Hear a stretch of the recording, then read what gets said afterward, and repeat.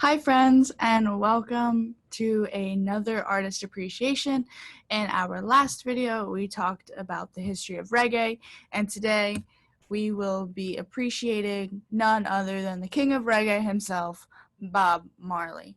And throughout our video today, we will also be listening with some background music of some of Bob Marley and some of his greatest reggae hits. So who is Bob Marley? So this is just gonna be like a big conversation between me and you. So who is Bob Marley? What do you know about him? Great job. If you don't know anything, that's okay. And by the end of this video, you will definitely know about Bob Marley. So Bob Marley is a Jamaican singer, musician, and songwriter who served as a world ambassador for reggae music and sold more than 20 million records throughout his career. And that's a lot of records.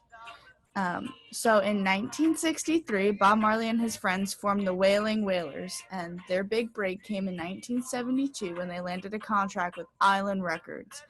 Marley went on to sell more than 20 million records throughout his career, making him the first international superstar to emerge from the so-called Third World.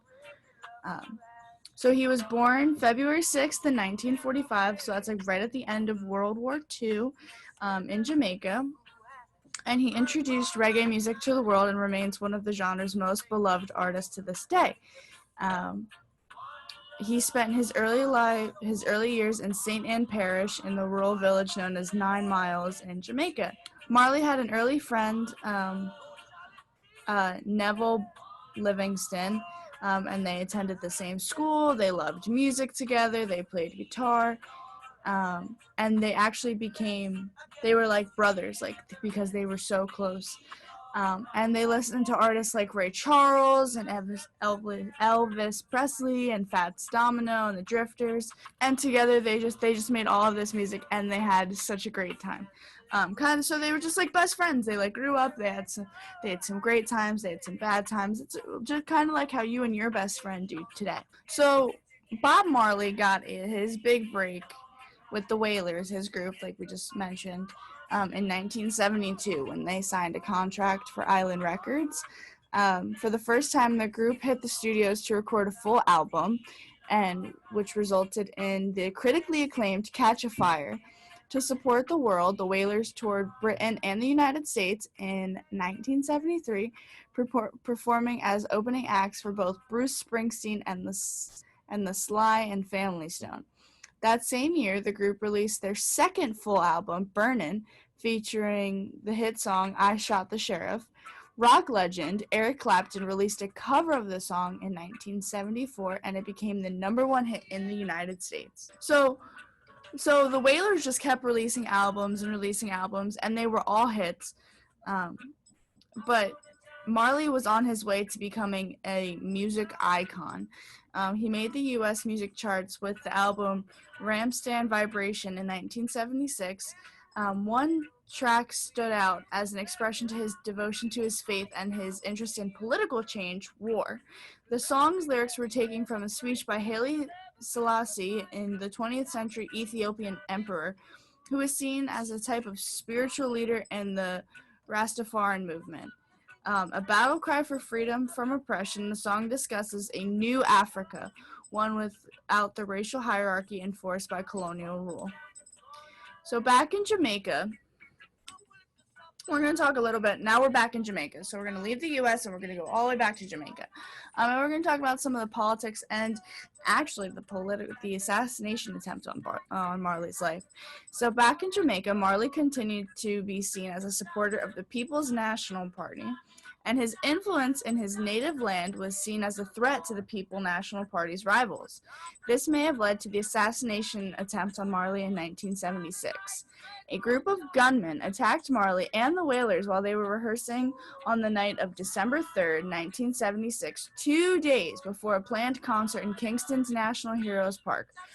One bullet struck Marley in the sternum, which is like right underneath your diaphragm, so it's like in the middle of your chest and then down a couple inches, and in the bicep, which is like right here.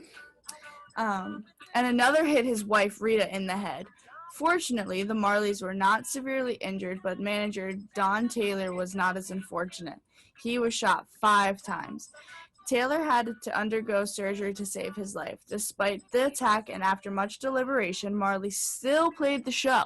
So mind you, he had 2 gunshots, one in his sternum, which would affect his singing, and one in his arm, and he still performed the show.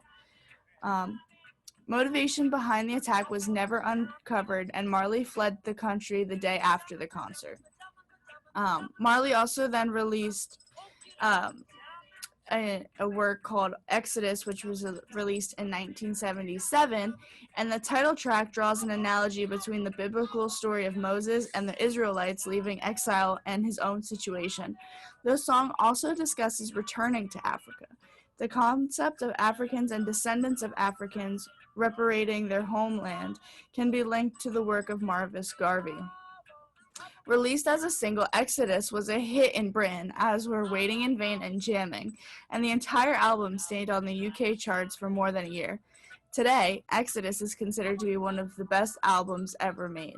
Fun fact, Marley also had a health scare in 1977.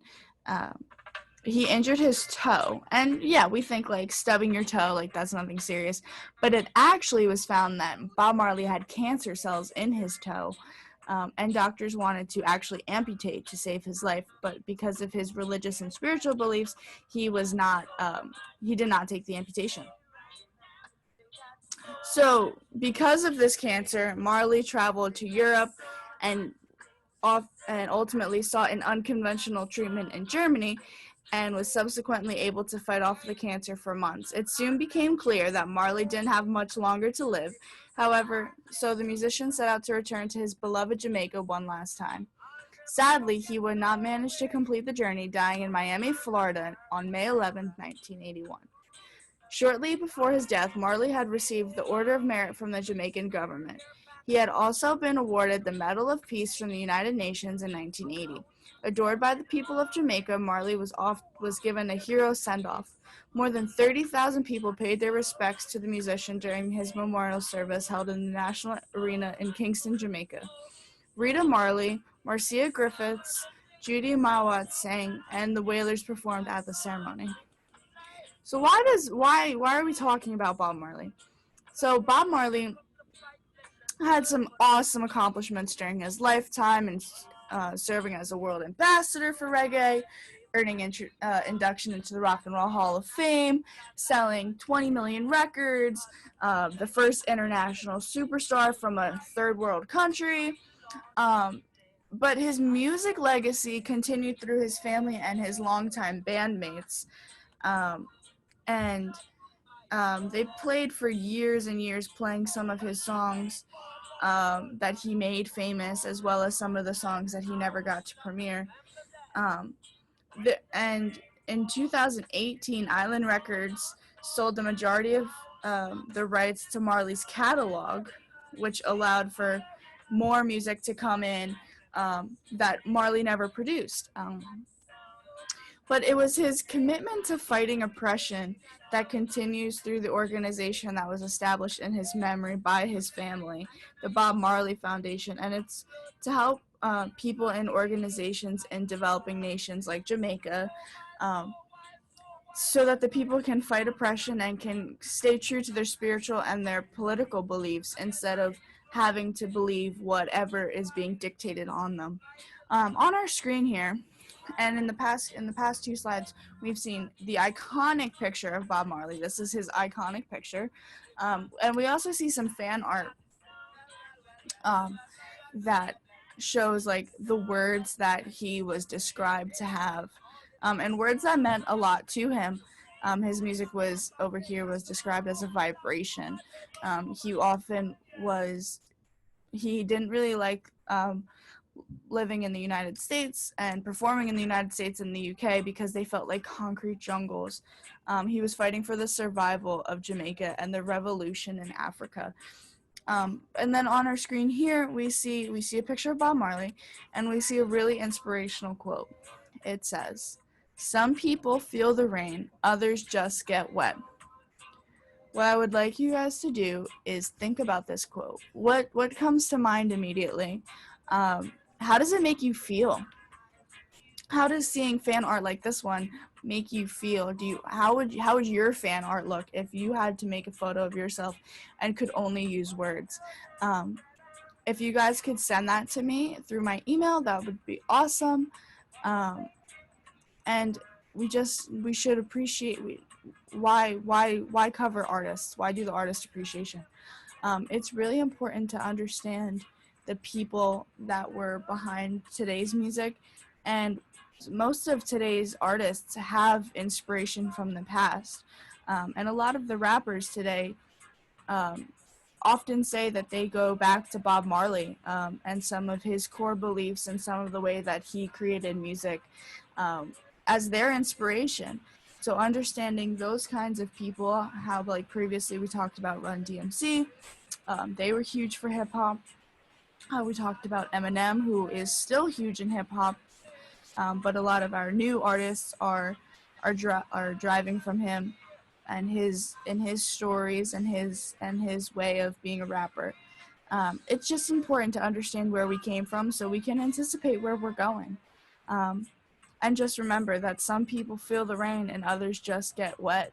Um, so I hope you guys enjoyed today's video, appreciating Bob Marley. I hope you appreciated the background music. And if you have any other great songs by Bob Marley, please let me know. And I will see you guys on the next one.